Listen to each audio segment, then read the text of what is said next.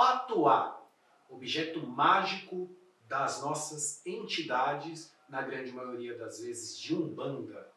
Quer entender de onde veio, como surgiu? Fica aqui que o poderoso vai contar como surgiu o Patuá.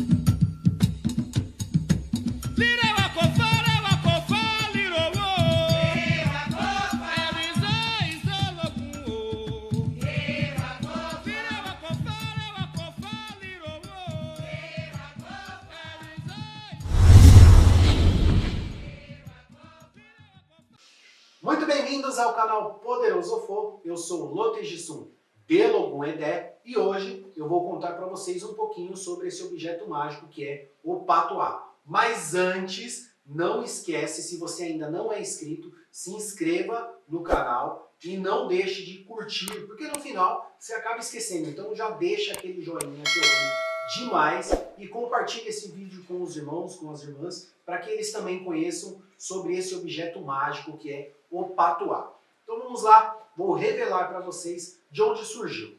Quem não pode com mandinga não carrega Patuá. Isso tem muito a ver com o objeto mágico que é utilizado hoje pelas nossas entidades. Afinal de contas, foi daí que surgiu o nosso Patuá, né, como é conhecido hoje o Patuá. Lá no dia 24, 25 de 1865, lá em Salvador, Bahia, houve, né, a revolta dos malês. O que foi a revolta dos malês? Os malês eram os muçulmanos. E esses caras, eles sabiam, né, eles eram obviamente escravos, mas eram os únicos escravos que sabiam ler e escrever. E aí eles fizeram uma revolução, né, tentaram fazer uma revolução para liberar, para soltar, né, um dos mais importantes malês, que estava preso lá na Câmara Municipal, né, em Salvador, Bahia, que era o Senhor Pacífico Licutã, que era um dos grandes líderes ali dos malês. Então eles tentaram fazer essa revolução para soltar esse líder. Essa revolução, na verdade, não deu muito certo, a revolta dos malês não deu muito certo, porque ela foi descoberta antes mesmo de acontecer, né? Eles reuniram ali cerca de 600 malês, né? Cerca de 600 muçulmanos, para tentar realizar essa revolução, porém, foi descoberta antes mesmo de acontecer, e né, nessa revolta, nesse ato, houveram por volta de 16 mortes, 16 muçulmanos que foram mortos. Tá? E aí, depois dessa revolta, depois dessa revolução que eles tentaram, o pessoal acabou entendendo que aqueles escravos eles tinham um diferencial. Né? Eles conseguiram se organizar, eles sabiam ler, sabiam escrever, e aí eles assumiram, né, passaram a assumir, a partir daquele momento, uma posição de destaque dentro dos escravos, né, entre os escravos. E essa posição de destaque normalmente era como capitão do mato. Né? Se você não sabe, o capitão do mato era também um escravo, mas ele tinha algumas liberdades, né? ele tinha algumas facilidades. Por exemplo, o capitão do mato ele podia sair da fazenda, ele podia ir realizar compras para o seu senhor, ele podia andar pelas estradas. Obviamente ele ainda era um escravo, mas ele tinha uma certa liberdade, né? Tinha algumas facilidades que os outros escravos obviamente não tinham. Né? E isso foi, na visão dos outros escravos, foi visto, né, com um olho diferenciado. Falou, poxa vida, por que aquele determinado escravo pode sair e eu não posso? Acontece que esses malês, dentro da comunidade negra, né, entre os escravos, eles eram chamados de mandingas. Né? Eles eram os mandingas, os muçulmanos eram os mandingas. E os mandingas, os muçulmanos, os malês, eles carregavam com eles um quadradinho que tinha aqui, normalmente costurado de couro, uma bolsinha. E dentro dessa bolsinha tinha um papel, onde tinha, neste papel, escrito uma oração, né? A oração do Alcorão, que eles, em determinadas horas do dia, eles tinham que realizar lá as suas orações, né? E eles pegavam então esse papel e faziam as suas orações de acordo com o que reza lá a religião deles, né? De acordo com o que reza o Alcorão. E eles guardavam essa oração dentro dessa bolsinha, dentro dessa trouxinha que carregavam pendurada no pescoço, pois não tinham bolso, não tinham nada. E esse pacotinho, essa trouxinha, era chamada de patuá. Veja só que interessante.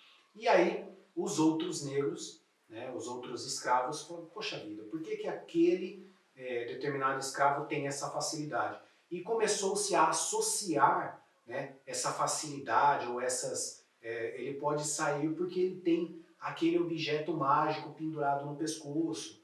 Né? Então aqui foi atribuído, eles começaram a atribuir propriedades mágicas ao patuá.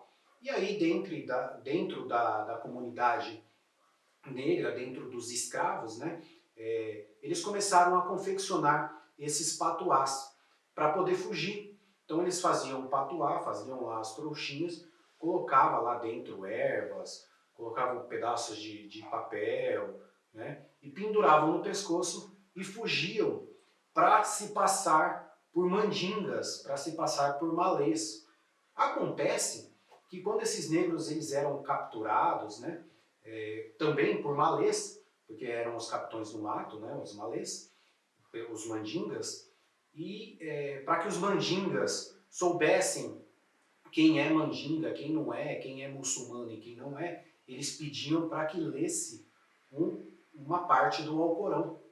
E, obviamente, como somente os muçulmanos na época sabiam ler, os outros negros não sabiam ler, eles pegavam lá o patuá e dentro do patuá não tinha nada escrito, não sabiam ler e normalmente, geralmente eram mortos pelos mandingas. Então tudo isso reafirmava que os mandingas eles tinham propriedades mágicas através do patuá. Né? O patuá tinha propriedades mágicas e os mandingas conseguiam se identificar através do patuá. O patuá trazia facilidades aos mandingas, aos malês, e tudo isso foi reafirmando essa propriedade mágica. E daí surgiu, então, o velho ditado que nós conhecemos até hoje, que é: quem não pode com os mandingas, não carrega patuá. Né? Então, remete a essa idade, né? a essa parte da história. Hoje, as nossas entidades de Umbanda, né?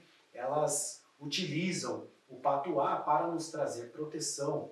Então, elas fazem o patuá, colocam ervas, cruzam o nosso patuá, que nós carregamos conosco, né, junto ao corpo, ou na carteira, para proteção pessoal. Mas o patuá surgiu justamente desta história. Então, se você assistiu o vídeo até aqui, deixa aqui nos comentários, né, comenta aqui, hashtag patuá, para saber que você assistiu até aqui. E deixa também, depois do hashtag patuá, o seu comentário, a sua dúvida, a sua pergunta. Se você gostou de fatos históricos, deixa aqui que a gente vai trazer nos próximos vídeos. Se tiver muito comentário, a gente traz mais fatos históricos para que vocês conheçam. Um forte abraço, um grande beijo e até mais!